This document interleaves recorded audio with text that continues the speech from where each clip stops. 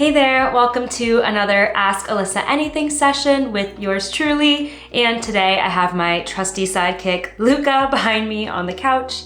So I'm really excited to dive into the questions you submitted today. Keep them coming, and thank you so much to everyone who is part of this amazing community of 22,000 subscribers. Never thought I would ever say that. So thank you so much genuinely to all of you. I'm so excited to be able to give back in this small way by answering your questions. Let's get some housekeeping out of the way. If you are watching this but you're not part of this amazing community, go ahead and hit that subscribe button. You won't regret it. And while you're down there, just hit that thumbs up button. It really helps my videos reach more viewers, and I would really appreciate it.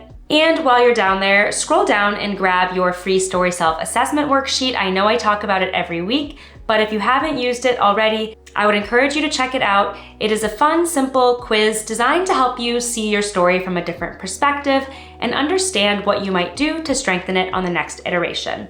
It's going to sign you up for my newsletter, where I publish exclusive interviews with published authors and publishing industry professionals. They're giving some really amazing insights in those newsletters, so I'd encourage you to check it out. And the link to go straight to the newsletter is in the description as well. Let's dive into the first question on deck today. Someone recently suggested writing a draft of a query letter before drafting my novel. I didn't understand the advice. If it was limited to a synopsis, maybe I'd get it, but I don't see how the content of my query letter will help me craft my book. Is this sound advice, and why or why not? This is a great question because I have also heard this piece of advice, and the way that I interpreted it was basically to help you figure out how you are going to pitch your book, because that could potentially affect how you write the book. If you have this North Star of how you want to pitch it, then the idea is that you will compose the draft and write it down with that overarching intention in mind. So with that, I did interpret this piece of advice to mean that you would write the plot blurb section of the query letter, which is different from the synopsis. So I have a video that goes into the difference between the plot blurb and the synopsis if you're confused on that. So that portion would be what you write before you write the draft of your novel.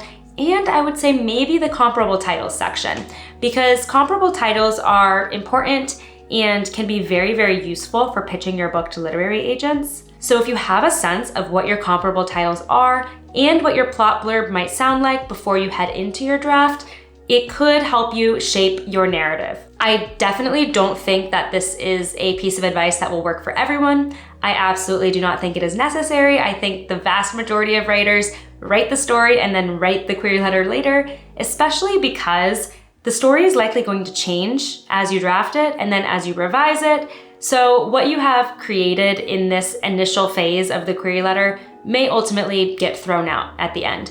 That doesn't mean that it isn't a good exercise though, especially if you struggle with pitching and with understanding the stakes of your story. That's really what you are conveying in the plot blurb section of the query letter. This section of the query letter is really designed to just introduce your setting, your protagonists, and then hint at the main plot conflict. Why do we care to read this book? That's why I think some people say it's a good idea to draft this before you dive in, because then you're going to understand the stakes of the narrative conflict, understand what the reader is reading for as you compose your draft. But again, if this doesn't work for you and you have another method of drafting, don't sweat it. You can always write the query letter later. Here's another question. What do you think of agents who specifically request material from BIPOC LGBT authors only? I'm from those communities myself and feel it would be rather cheap to throw my identity at them in an effort to get an easier book deal. I want them to like my book because it's good and they think other people will enjoy it, not because of the boxes I tick. Thoughts?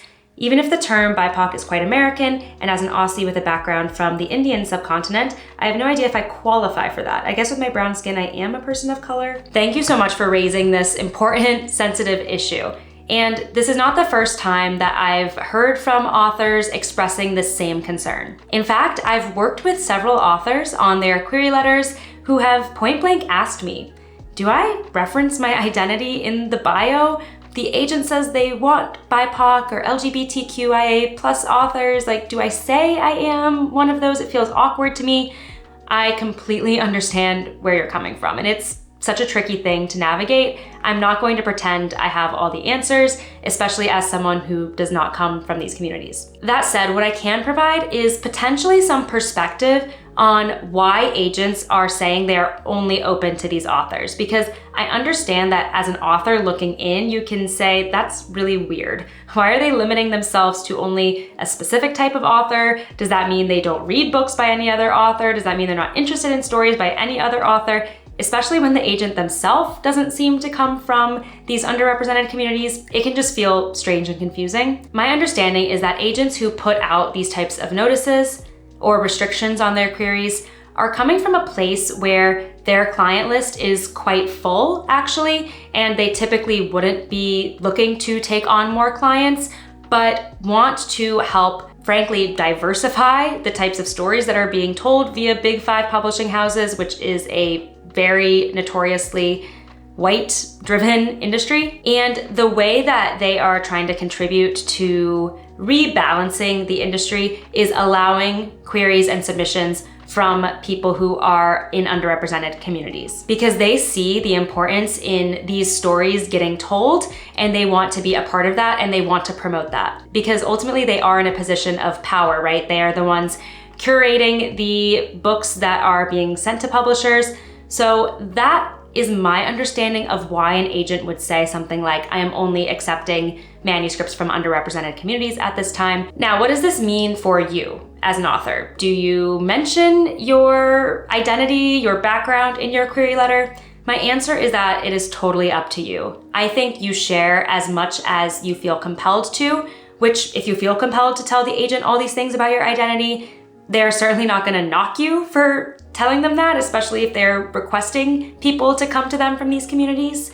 But if you are not comfortable saying those things, you should not feel the need to disclose these aspects of your persona. You can absolutely let the story stand for itself. If you are on the fence about, do I include this aspect of my identity, do I not? One guideline, if it can even be called a guideline, you might consider is my background relevant to the content of the story? Because if it is, then mentioning that aspect of your identity or background in your bio can actually then lend more authenticity to the story, and therefore the agent will know, okay, this person is speaking from a firsthand experience. That is not to say that if you're not a member of a certain community, you cannot write characters or stories that are of a different culture or community. I'm not saying that at all. I'm just saying it could be something an agent wants to know, and if you're upfront in your query letter, that can be helpful for them. Please leave me comments about how you've navigated this issue. I know it's tricky. I'm still learning as I go. I am still trying to keep an ear to the ground and understand how the industry is responding to diversity issues in publishing. So I'd love to hear what you all think.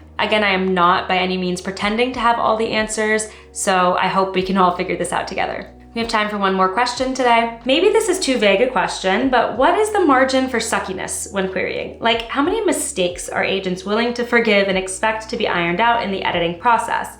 If a published book was at 100%, would a pre-agented book be at 70%? I love that you phrased it just as general suckiness, because the truth is that these things are impossible to measure, right? So I can't give you a percentage and say, oh, your book can be agented if it's 80% of the way there or 90% of the way there. All I can say is that you should make it as polished as you possibly and feasibly can before reaching out to literary agents, because they are always going to be more likely to respond to a polished and really well-composed manuscript than one that they envision needing a ton of work.